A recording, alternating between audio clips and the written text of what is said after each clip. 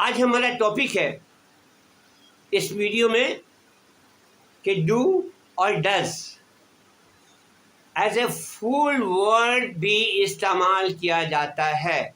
Full word का मतलब main word की जगह।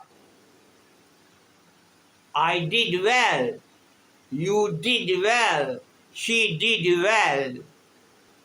ये did as a main word इस्तेमाल किया गया। She did everything good. He does well. You do well.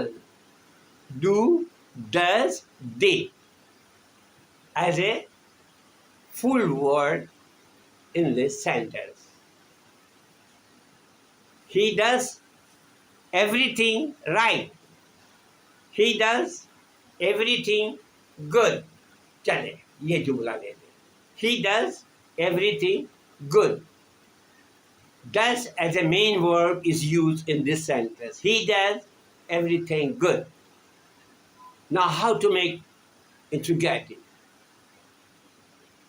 As per rule, जैसा कि आपको पहले बता चुका हूँ कि प्रेजेंट इंडेफिनिट के टेंस में डू और डस का इस्तेमाल होता है, लेकिन थर्ड पर्सन यहाँ पर ही मौजूद है, तो ही के साथ आपको बताया था मैंने इंट्रोगेटिव बनाने के लिए डस का इस्तेमाल होता है, तो आपने डस पहले लाया। जुमला याद रखिए, he does everything good, he does everything good.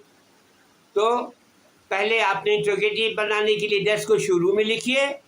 Does he और डस का एस हटा दीजिए, तो does he do everything good. Does he do everything good? Correct? अब आ जाइए past tense में। Do, did, done, ये इसके 3 फॉर्म है। She did everything good. इसी जुमले को रखते हैं। She did everything good. अब इसका interrogative, did she do everything good. First form में हम मेन वर्ब को ले आते हैं, तो डिड का फर्स्ट फॉर्म डू है, तो दोबारा आ गया। Did he do everything good, he did not do everything good, ये नेगेटिव है।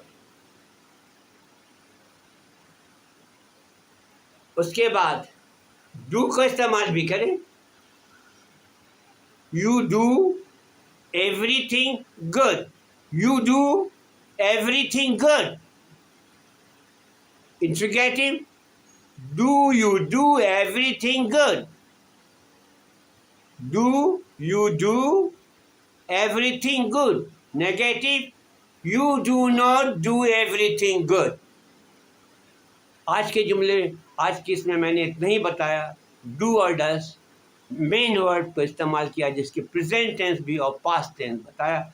मज़ीद फुल वर्ड डू और डस और भी टेंसेस में होते हैं, उसके लिए अच्छा वक्त चाहिए, लेकिन मैं छोटा सा वीडियो सेंड कर रहा हूँ, अपलोड कर रहा हूँ कि थोड़ी सी बात आप सुनने की जहमत करें।